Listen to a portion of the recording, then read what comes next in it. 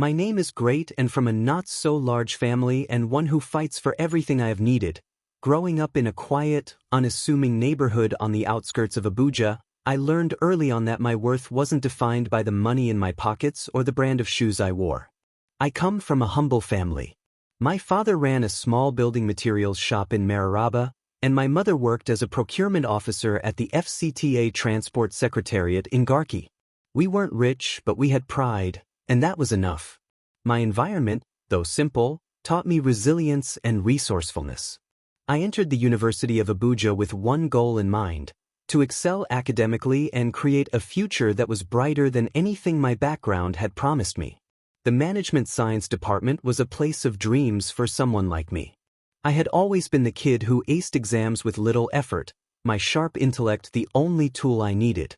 I thrived in classrooms filled with complex theories and problems that others saw as impossible. But here, at Uni Abuja, I realized the competition wasn't just about grades. The first time I laid eyes on this girl in my Department of Business Administration, seeing first I nurtured what I called an unfamiliar shift in the air. She was the kind of student everyone looked up to, rich, well-spoken, effortlessly poised. Her family name echoed through the halls like a song everyone knew. It was obvious from the first lecture that she was as smart as she was beautiful, with a charisma that demanded attention.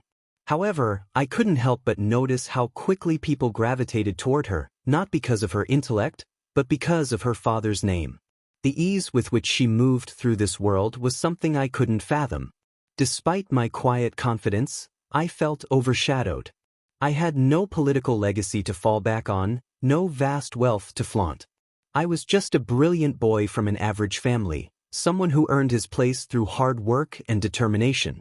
But no matter how much I excelled in my academics, there was always this invisible line separating me from the others. The lectures became a battlefield, with the senator's daughter and I often vying for the same academic honors. We didn't speak much at first, but the competition was undeniable. Her every move, her every answer in class, was scrutinized by the professors and students alike. For me, it wasn't just about proving myself, it was about showing the world that my intellect could stand as tall as the name she carried. In the midst of all this, I began to feel something more than rivalry. A quiet admiration, perhaps a recognition of the same fire in her eyes that I carried within me. But I knew better than to entertain such thoughts. In a world where my intellect alone was not enough to define me, I understood that there could be no room for distractions. My name is Eve, the famous daughter of a senator. I've always been told that success is about more than just being smart. It's about image, reputation, and how you carry yourself. Being the senator's daughter means that every move I make is observed, critiqued, and compared.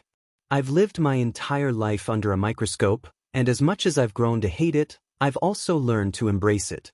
Perfection is expected, and I've mastered the art of fulfilling those expectations. But sometimes, the weight of it all feels too heavy. People don't see the hours I spend studying, the sleepless nights spent trying to balance my academics with the public image I need to uphold.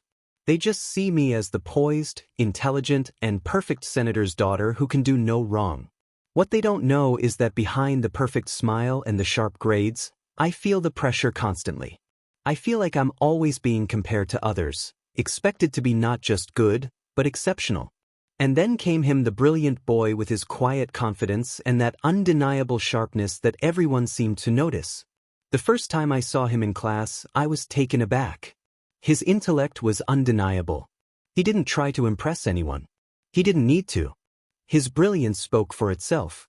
I'd heard whispers from other students about how he was destined to top the class, how he had this natural, effortless understanding of things that made him stand out.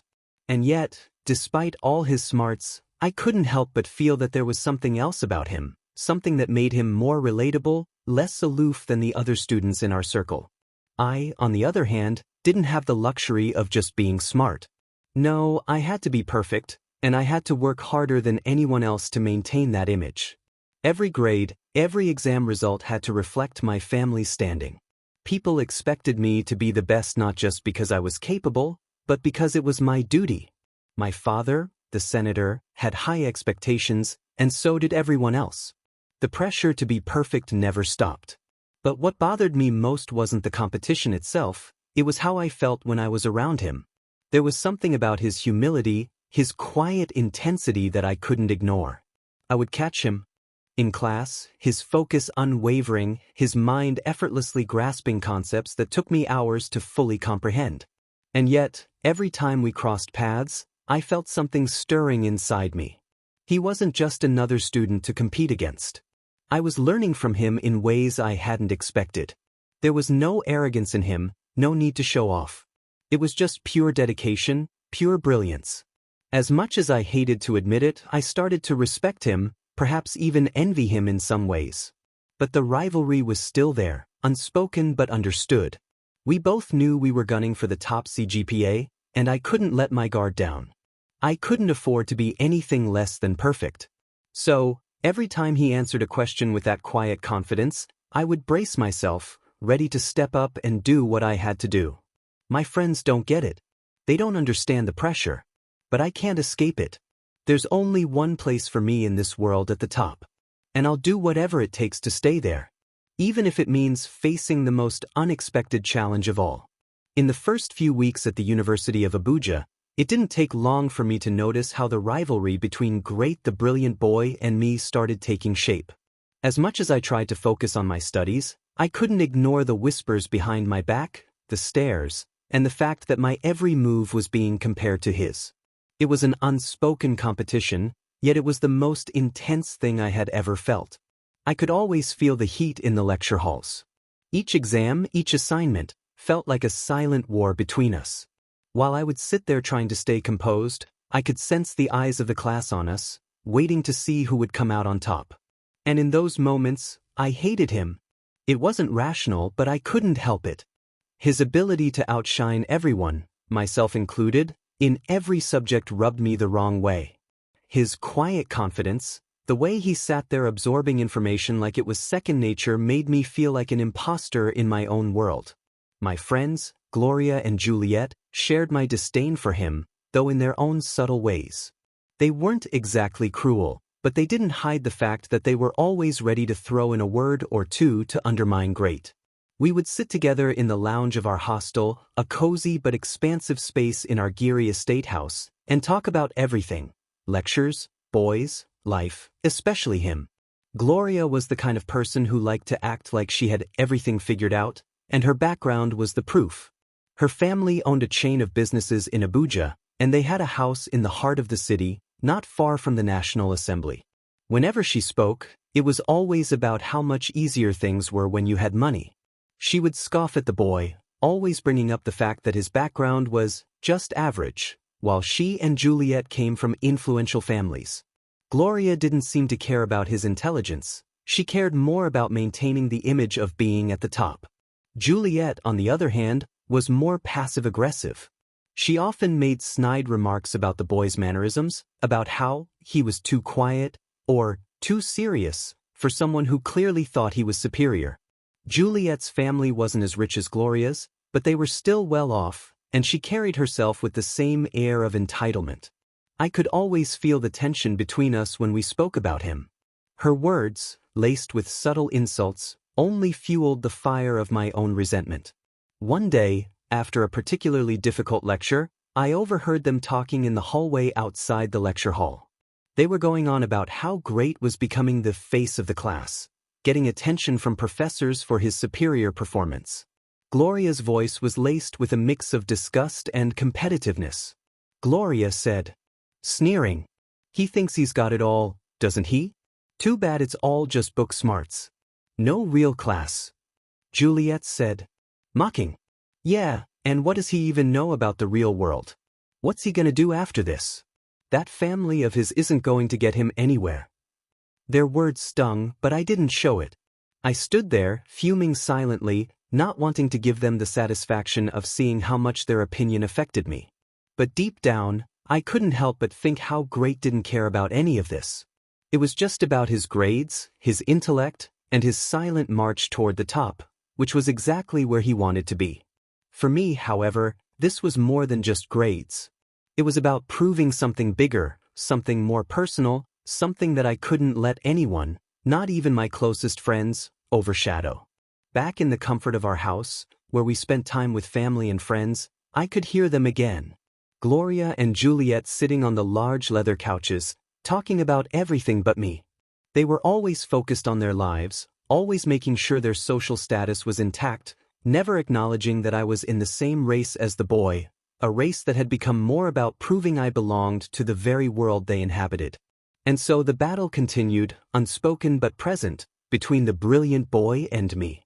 A competition not just for the top CGPA, but for validation, for a place in a world where only the best were truly seen. As the weeks passed at the University of Abuja, the rivalry between Eve and me became impossible to ignore. It wasn't just in the lecture halls. It was in the air, palpable with every glance we exchanged and every answer we gave. I could sense the growing tension, the silent battle for supremacy that seemed to escalate with every exam, every assignment, and every question in class. It wasn't enough for us to just do well, we had to be the best. And that, I quickly realized, was a dangerous game to play. One of the most intense moments of this competition came in business mathematics class. The lecturer, Dr. Okafor, was a stern, no-nonsense kind of professor. He had a reputation for pushing students to the edge, often throwing challenging questions at us to see who could really grasp the material. The subject itself, especially amortization, was complex, calculating the reduction of a loan balance over time, understanding interest rates, and applying formulas that seemed impossible at first glance. That day, I could feel the tension building as we sat in class, awaiting the inevitable.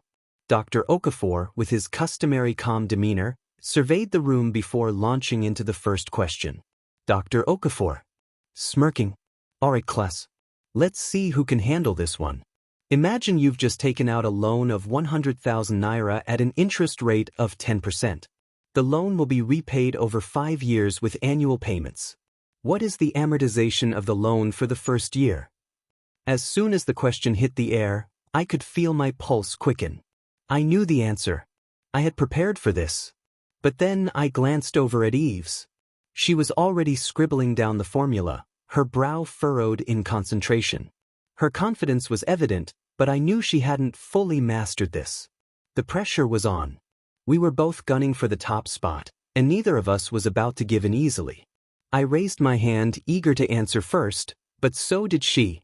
For a moment, our eyes locked, her piercing gaze daring me to speak, almost as if challenging me to see who could come out on top. Dr. Okafor nods at me. Yes, you in the back. Go ahead. I stood, walked to the board, and began writing the steps to solve the problem. The class watched in silence, the tension thickening.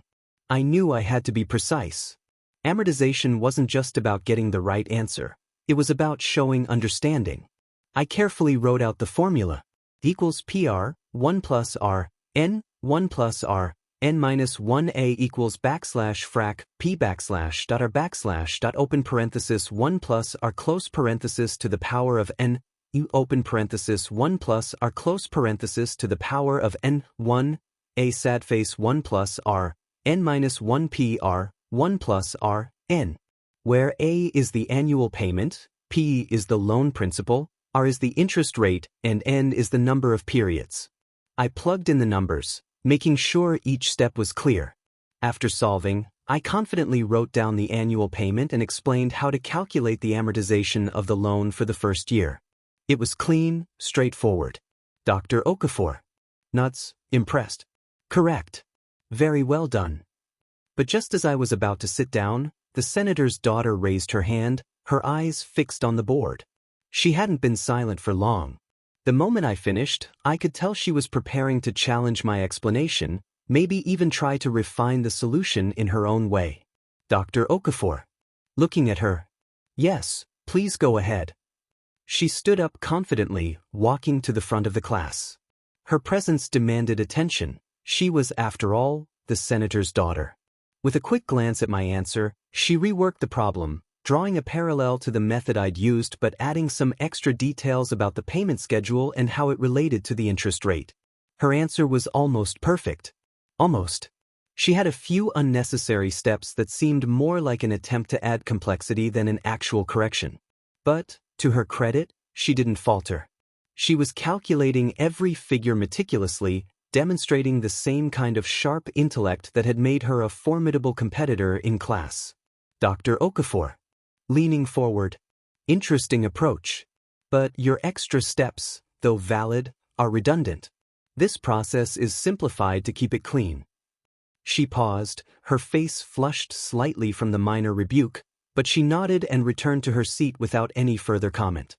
I could see the faintest hint of frustration in her eyes, though she hid it well. As Dr. Okafor moved on to the next question, the class seemed to settle into an uneasy quiet. I felt my chest tighten, the weight of our competition hanging heavily in the room. We had each proven ourselves, but this silent war was far from over. Each exam, each problem solved, only deepened the divide between us. I knew I couldn't afford to make a mistake again, and neither could she. The competition was no longer just a race for the highest CGPA, it was a battle for respect, for acknowledgement, and for a place in a world that didn't seem to care about anyone who wasn't already on top. The battle for academic supremacy at the University of Abuja was never just about the lectures or exams.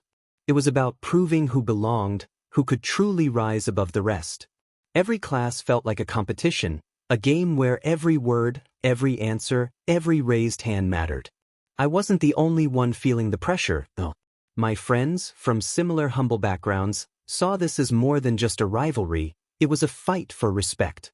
They often pulled me aside after lectures, urging me to stay focused, reminding me not to get distracted by the attention the senator's daughter seemed to attract. "Focus, man," my friend Tund would say, his voice steady but full of conviction. "This is about you and your future, not about proving anything to anyone. You've got this." Tund, along with Chuka and Femi, always had my back. We'd study together late into the night, always finding ways to simplify complex problems, cracking jokes to ease the tension, and motivating each other to keep pushing. They knew the odds stacked against us. We didn't come from wealth or political power, and we didn't have anyone to pull strings for us.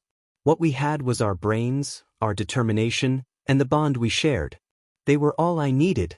But as much as my friends encouraged me to stay focused, the senator's daughter's friends seemed to work in the opposite direction. Gloria and Juliet, along with the others in their circle, weren't overtly malicious, but the weight of their influence on her was impossible to miss. It wasn't just their privileged backgrounds, it was the way they made her feel, the way they subtly made her believe that she was somehow more entitled, more deserving of success. Every casual conversation, every time they whispered in her ear, felt like they were feeding into her insecurities about my ability to challenge her. "Sweetheart, don't waste your time trying to beat him," Gloria would say, her tone sugary yet condescending. "You've got the right connections. Your family has built everything you need. This is just a minor hurdle for you." The words always stung, but I could tell she was sincere in her way. Gloria and Juliet, both from wealthy backgrounds, knew what they had, the privilege that came with their names and the unspoken influence their families had over everyone, including the professors. They didn't have to struggle like I did. For them, success was expected, a foregone conclusion. What they never realized was how that same expectation weighed down on me. But the subtlety with which they undermined the competition was a different kind of pressure. Juliet, in particular, would constantly praise the senator's daughter for being so naturally gifted, for knowing the right people, for handling the pressures of being in such an influential family so gracefully. She'd look at me as if I was just another student trying to make a name for himself, as if my intellect wasn't enough. They didn't know it, but every time they complimented her, I could feel my resolve harden. It wasn't just about being the smartest or getting the best grades anymore. It was about making a statement that no amount of wealth or power could take away from what I had earned. The tension between us and her grew with each passing day. I couldn't let the pressure of their influence distract me. No, I was in this to prove something to myself first. But I was also keenly aware of how easily the lines could blur in this race we were running. What started as a rivalry was quickly becoming something more. And though the competition was fierce, it was clear that neither of us was willing to back down. It wasn't just in the lecture halls where the competition heated up. No, the rivalry between the senator's daughter and me had seeped into every corner of university life, even onto the football field. I had always been good at football, a talent I'd honed since my early days in the streets of Mararaba. What started as a way to escape the harsh realities of life quickly became one of my greatest outlets for expression and pride. As much as my studies defined me in the classroom, it was on the pitch where I felt truly alive, where my skills and determination could take center stage. Football at the University of Abuja wasn't just a pastime, it was a big deal. The VC Cup tournament was one of the most anticipated events of the year, drawing in students from all faculties. It wasn't just about playing the game, it was about representing your faculty, showing the strength of your department, and proving who the real stars were. For someone like me, who was constantly battling for recognition in the classroom, this tournament felt like the perfect stage to show what I was capable of, and more importantly, to establish myself beyond the realm of academia. I remember the first match of the tournament like it was yesterday. It was a chilly afternoon, and the stands were filled with students, friends, and faculty members, all buzzing with excitement. Our faculty's team wasn't exactly the strongest, but we had one thing going for us: me. My teammates knew